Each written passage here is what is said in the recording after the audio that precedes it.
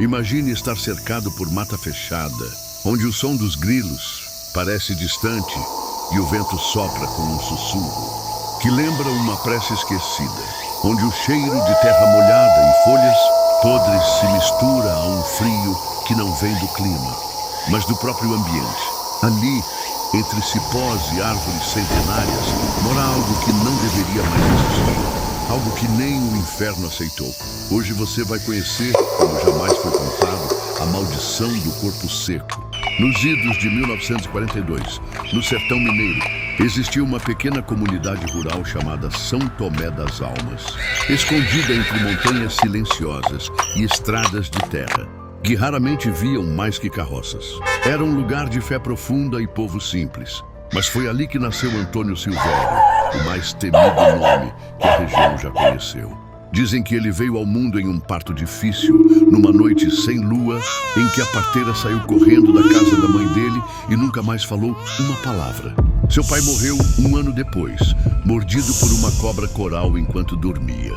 A mãe, Maria das Dores, criou o filho sozinha, mas a criança cresceu amarga, fria, e logo se tornaria uma lenda que os velhos preferem não comentar nem sob a luz do dia.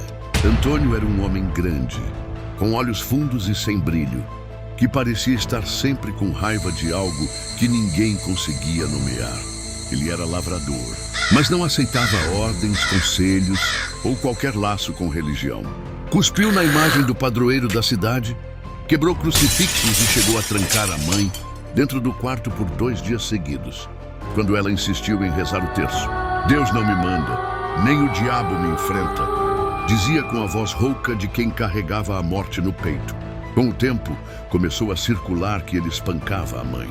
Vizinhos ouviam gritos à noite, portas batendo e choros abafados. A polícia rural foi chamada 2 vezes, mas nunca conseguiu provas. E, de alguma forma, Antônio sempre escapava. Até que, numa noite de agosto de 1948, os gritos cessaram de vez. Maria das Dores foi encontrada morta na sala da casa, com os olhos arregalados e o terço arrebentado ao lado. O médico da cidade disse que foi choque emocional súbito, mas ninguém acreditou e ninguém ousou confrontar Antônio.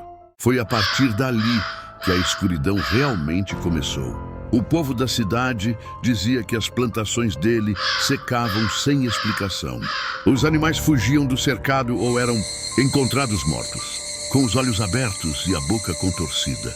A casa começou a exalar um cheiro estranho, como carne em decomposição, embora nada fosse encontrado.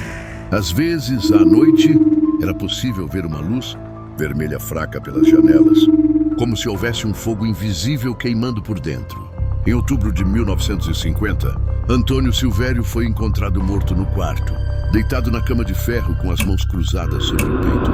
Parecia dormir, mas havia algo estranho. O corpo estava ressecado. A pele se colava aos ossos como couro antigo. Os olhos haviam afundado nas órbitas e a boca parecia sorrir. Não um sorriso de paz, mas de escárnio. A polícia registrou como réit morte natural, mas ninguém quis cuidar do funeral. O primeiro enterro foi no mesmo dia. Cavaram a cova, colocaram o caixão de madeira simples e recitaram uma oração curta, porque ninguém queria prolongar. Mas na manhã seguinte, o coveiro encontrou o caixão na superfície, como se algo o tivesse empurrado de volta. Pensaram que fosse erro humano, cavaram mais fundo e enterraram novamente. 3 dias depois, o mesmo. O caixão estava aberto e o corpo exposto, seco como antes, sem nenhum sinal de decomposição. Na terceira tentativa, a terra ao redor da cova amanheceu rachada. Um padre foi chamado de Belo Horizonte para benzer o cemitério. Ao chegar perto do túmulo de Antônio, desmaiou. O bispo determinou que aquele corpo não deveria mais ser enterrado em solo sagrado. Foi então que resolveram levá-lo à mata. 3 homens colocaram o caixão em uma carroça e seguiram por uma trilha, conhecida como Vereda do Angico, onde ninguém morava há décadas. No caminho, o cavalo que puxava a carroça empacou, relinchou como louco e caiu morto, com os olhos brancos. Os homens se entreolharam, abandonaram a carroça e arrastaram o corpo até uma clareira. Ali, fizeram um buraco raso, jogaram o corpo seco e saíram correndo. E é ali, segundo dizem, que o corpo seco nasceu. A partir daquela semana, relatos começaram a surgir. Um lavrador que voltava da roça viu um homem magro como um osso e com os braços longos demais e um cheiro de coisa queimada. Uma senhora que morava sozinha ouviu batidas na janela durante 3 noites seguidas. Na última noite, encontrou marcas de garras na madeira. Crianças desapareceram. Gado sumia. Árvores que antes davam frutos começaram a secar. Mas foi só em 1982 que o caso chegou aos jornais. Um grupo de escoteiros fazia uma trilha ecológica na região da antiga vereda do Angico. Durante a segunda noite de acampamento, um dos meninos, Roberto, de 13 anos, desapareceu. Encontraram o corpo 2 dias depois, encolhido dentro de uma árvore oca, com os olhos abertos, pele ressecada e mãos em posição de oração. Ao lado dele estava um pequeno pedaço de papel com algo escrito em letras tremidas. Ele seca tudo. O caso foi abafado. A polícia alegou desorientação e morte natural, mas os pais do garoto juraram que algo estava errado. Investigadores particulares que foram até a região disseram ter ouvido barulhos estranhos à noite e sentiram o ar gelado mesmo com sol forte. Um deles, anos depois, revelou em entrevista anônima: "Eu vi o que eles chamam de corpo seco. Vi e nunca mais voltei ao mato." Há quem diga que o corpo seco aparece só para quem tem alma suja. Gente com pecados graves, segredos ou ódio no coração. Outros afirmam que ele se alimenta do medo e se aproxima de quem está vulnerável espiritualmente. O fato é, desde o enterro de Antônio Silvério na mata, a região nunca mais foi a mesma. Em 1997, Manuel Batista, um fazendeiro conhecido, desapareceu após sair à noite para buscar um bezerro perdido. O gado foi encontrado. Manuel não, mas na porteira da fazenda havia arranhões profundos, marcas de dedos finos e secos e, dizem os moradores, um cheiro impossível de descrever. O corpo seco nunca parou.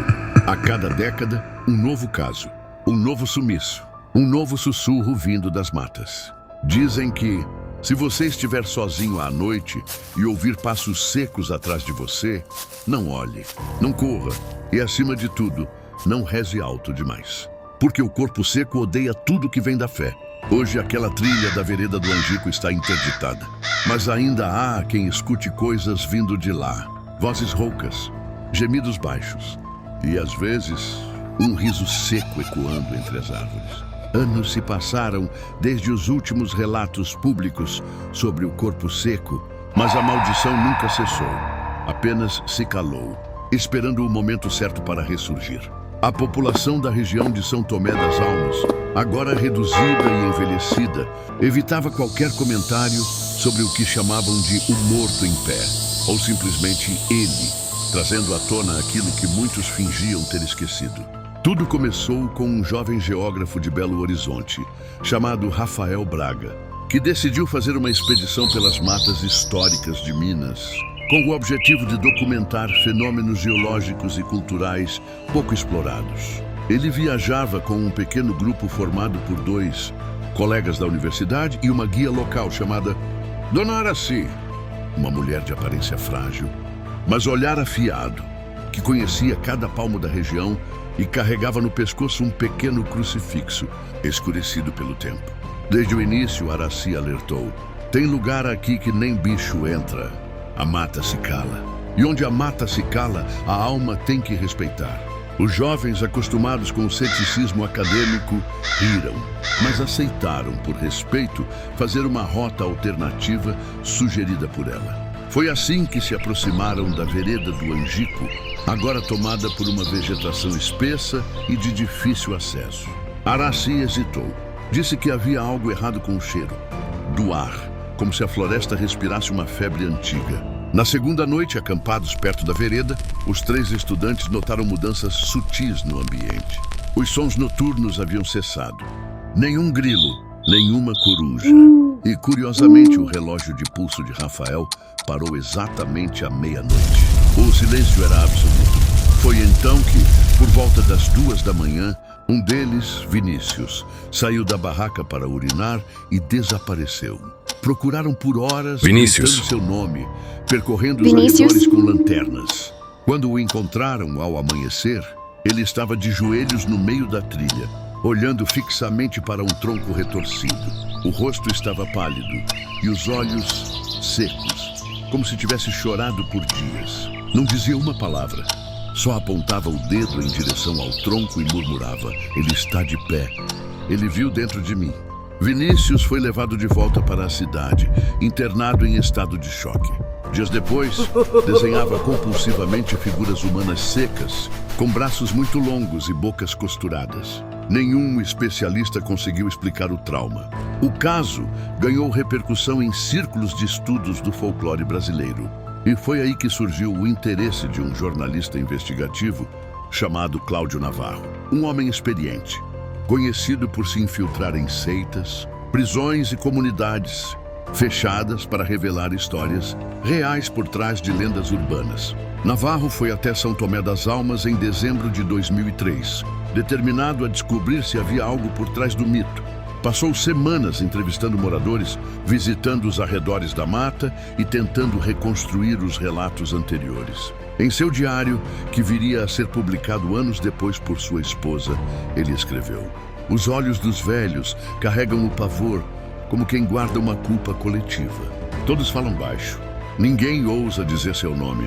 Quando menciono o corpo seco, percebo cruzes discretas sendo feitas no ar. A guia local, Araci, se recusa a me acompanhar na vereda. Diz que não volta lá desde 1985. Disse que quem entra naquela parte da mata leva consigo um olhar que nunca mais cicatriza." Navarro decidiu ir sozinho, munido de uma câmera antiga, uma lanterna potente e um terço que havia ganhado da própria Araci. Ele adentrou a trilha numa tarde nublada. Suas anotações param repentinamente às 17h48, com uma última linha escrita com pressa: "Senti o cheiro. A terra está doente. Alguém me observa." Cláudio nunca mais foi visto. A câmera foi encontrada 2 meses depois por um lenhador que cortava madeira próximo ao local. O aparelho estava queimado por dentro, mas o cartão de memória estava intacto. As imagens mostravam Cláudio caminhando sozinho pela trilha, registrando paisagens, árvores e sons da mata. Mas nos minutos finais o vídeo tremia. Havia uma respiração pesada e uma sombra se movendo entre as árvores. No último frame, uma figura magra, a perna esticada, olhos opacos e boca entreaberta, apareceu por um segundo antes da imagem escurecer completamente. O vídeo nunca foi divulgado ao público. Após esse desaparecimento, o governo estadual fechou o acesso à trilha, sob alegação de preservação ambiental. Mas os moradores sabiam. A floresta havia engolido mais um, e o corpo seco ainda andava. Em 2011, um padre recém-chegado à região, chamado Amaro, decidiu enfrentar a lenda. Acreditava que o medo era a maior arma do mal e que a fé seria suficiente para purificar o local. Organizou uma pequena vigília noturna na entrada da vereda do Angico, acompanhado de 3 jovens seminaristas e um rádio portátil com músicas sacras. Na primeira hora, tudo correu em silêncio. Mas quando o relógio marcou 23h15, a bateria do rádio se esgotou. O ar gelou. As luzes da lanterna começaram a falhar e o padre sentiu uma náusea repentina. Ele tentou rezar, mas sua voz falhava, como se algo apertasse sua garganta. Um dos seminaristas desmaiou. O outro fugiu em desespero, dizendo ter visto um homem seco com olhos brancos vindo do breu. Padre Amaro sobreviveu, mas nunca mais celebrou uma missa. Permaneceu em silêncio até sua morte. 2 anos depois, sempre olhando pela janela à noite. A igreja onde servia foi fechada e hoje está abandonada, coberta por trepadeiras e silêncio. Em 2021, em plena era das redes sociais e da viralização de mistérios, uma nova geração descobriu os antigos relatos do corpo seco, vídeos antigos, trechos do diário de Cláudio Navarro e áudios recuperados de rádios locais. Começaram a circular entre grupos de exploração urbana e caçadores de lendas. Um canal independente no YouTube chamado Verdades Ocultas BR decidiu investigar o caso. O canal era formado por 3 jovens de São Paulo: Lucas, documentarista autodidata e apaixonado por fenômenos sobrenaturais; Marina, jornalista investigativa, cética, mas aberta ao debate; e Pedro, o técnico de som e imagem, responsável pelos equipamentos de captação térmica e sensores de presença. O trio já havia explorado manicômios abandonados, cemitérios esquecidos e casas onde supostamente ocorreram exorcismos. Mas nada os prepararia para o que enfrentariam nas matas de São Tomé das Almas. Eles chegaram à cidade no fim de setembro de 2021.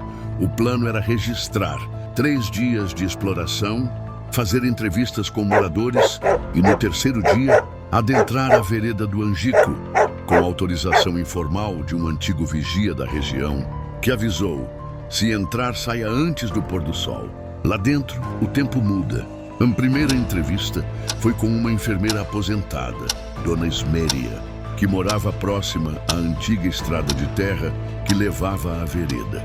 Ela contou sobre a noite em que escutou uma voz sussurrando o nome do seu marido, morto há 12 anos, do lado de fora da janela. Quando olhei, vi uma figura magra como um espeto. Estava parada no escuro, mas os olhos brilhavam como vidro sujo. No 2º dia, Lucas instalou câmeras em árvores, microfones de longo alcance e sensores de movimento. Pedro ajustou os sensores térmicos e Marina revisou o histórico da região com recortes de jornal. Tudo parecia pronto.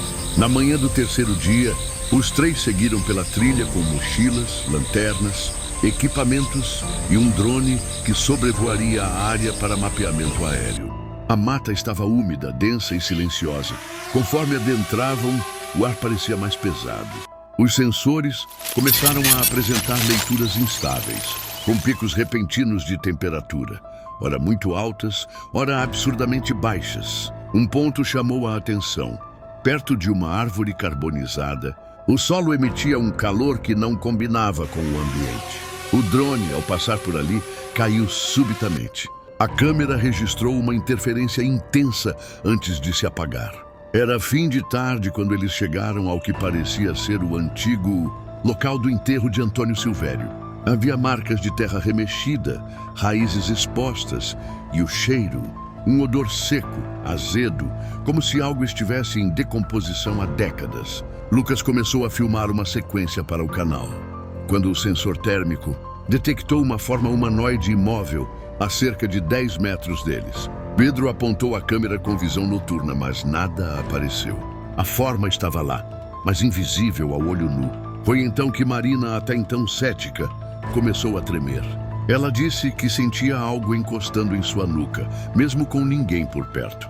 Então, do nada, o som ambiente desapareceu. Nenhum pássaro, nenhum vento, nada. Um por um, os equipamentos começaram a falhar. A lanterna de Pedro piscava. O visor da câmera exibia manchas vermelhas. E uma voz, grave, ressecada, ecoou entre as árvores. Você me chamou. O pânico se instalou.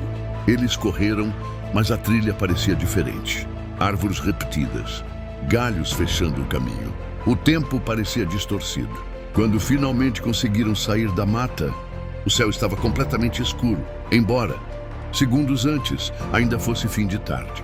De volta ao abrigo improvisado, eles analisaram os vídeos. Um dos quadros, desacelerado, mostrou uma silhueta ao fundo, alta, magra, com a pele colada aos ossos e a cabeça inclinada para o lado, como se observasse ou julgasse. Nenhum deles conseguiu dormir naquela noite. Na manhã seguinte, Marina decidiu partir. Disse que algo havia ficado com eles, que desde o momento em que saíram da trilha, ouvia passos à noite e sentia um peso no peito. Lucas quis ficar e editar o material para o canal, mas acabou indo embora também, após encontrar o terço que Pedro usava, partido ao meio, sobre a porta da cabana, como um aviso. Pedro desapareceu uma semana depois. Seu último áudio no grupo foi curto e enigmático. A terra gemeu. Ele não está enterrado. Os vídeos gravados por Lucas e Pedro nunca chegaram ao canal Verdades Ocultas BR. Após o desaparecimento de Pedro, Marina, a única sobrevivente lúcida, abandonou a carreira e se mudou para o interior do Paraná. Ela sumiu das redes, mudou o nome e durante anos não falou com ninguém sobre o que viveu naquela trilha maldita. Foi só em 2024 que Marina reapareceu, contatada por uma documentarista chamada Lorena Rios, que investigava desaparecimentos não resolvidos, relacionados a lendas do interior do Brasil. Lorena havia encontrado arquivos perdidos em um HD externo, comprado em um bazar, com pastas nomeadas como Vereda Análise, Silvério e Temperatura Anormal 001. Dentro havia vídeos tremidos, fotos noturnas e o áudio com a voz que dizia: "Você me chamou". Lorena localizou Marina e pediu apenas um encontro. Relutante, Marina aceitou, com uma condição: o local teria que ser longe de qualquer vegetação densa. Marcaram num convento desativado às margens de uma cidadezinha do sul. Lá entre paredes grossas de pedra e janelas gradeadas, Marina finalmente falou. Ela contou tudo, sem cortes. Falou da sensação de ser observada desde o primeiro dia, do cheiro de terra morta que impregnava a roupa, das palavras sussurradas no escuro e da noite em que Pedro desapareceu. Disse que após voltarem para a cidade, Pedro ficou estranho, mais calado. Evitava espelhos. Dormia durante o dia e acordava com marcas roxas no pescoço. E então sumiu. Deixou apenas um caderno de anotações onde havia rabiscado dezenas de vezes a frase: "Ele seca a fé, ele seca o tempo, ele seca tudo". Lorena gravou a conversa, mas nunca divulgou o áudio completo. Apenas um trecho circulou anos depois, num fórum fechado sobre fenômenos inexplicáveis. Nele ouvia-se a voz firme de Marina dizendo: "O corpo seco não é só uma entidade, ele é um eco, um resíduo de algo que foi rejeitado por todas as dimensões. Nem céu, nem inferno, nem terra. Ele é o que sobra quando o mundo recusa". Lorena decidiu ir mais longe. Com base nas coordenadas dos arquivos de Pedro, ela localizou uma trilha não mapeada, escondida por satélites devido à densidade da vegetação. Levou um grupo pequeno, formado por 2 especialistas em espiritualidade, um cinegrafista e uma guia nativa. Nenhum deles retornou. Um mês depois, uma mochila foi encontrada presa entre raízes retorcidas. Dentro havia uma câmera quebrada, um terço calcinado e uma carta escrita à mão, assinada por Lorena. "Ele está de pé. Não enterrem mais nada. Não desafiem o que não suplicou por vida, nem aceitou a morte. Ele não quer vingança. Ele quer permanência". Com o desaparecimento de Lorena e seu grupo, os fóruns sobre o corpo seco voltaram a fervilhar. Muitos acreditavam que se tratava de uma entidade mutante, um tipo de consciência residual que se alimentava de culpa, medo e fé distorcida. Outros defendiam que era um espírito ancestral, que havia cometido tantos pecados que fora rejeitado por todas as camadas do além. Mas uma nova teoria surgiu com base em cruzamentos históricos. Documentos antigos mostravam que antes de Antônio Silvério, o local da vereda já havia sido palco de desaparecimentos. Há registros não oficiais de que escravos fugitivos eram levados para aquela mata e torturados até secarem em vida. Testemunhos orais de antigos quilombolas falavam de um homem que apodrece de pé, vagando pelas trilhas à noite. Muito antes da Era Silvério, a pergunta mais assustadora era: e se o corpo seco não for um só? E se ele for um eco coletivo de todos os que foram negados por Deus, pelo diabo e pelos homens? Hoje, a vereda do Angico é considerada área de proteção ambiental. Mas há relatos de drones que perdem o sinal ali. Satélites mostram pontos escuros onde a vegetação não cresce. O Google Maps simplesmente trava ao tentar carregar aquela coordenada. Os moradores continuam rezando antes de dormir. Nunca olham direto para a mata e evitam pronunciar o nome Silvério. E você, que chegou até aqui, talvez sinta algo diferente no ar. Um arrepio que não vem do vento. Um eco seco dentro do peito. Talvez seja sua sugestão. Ou talvez ele tenha escutado seu nome também. Muito obrigado por assistir até o final. Se essa história te arrepiou, curta, compartilhe e inscreva-se no canal para mais relatos baseados em fatos reais. E agora eu pergunto a você: você acredita no corpo seco?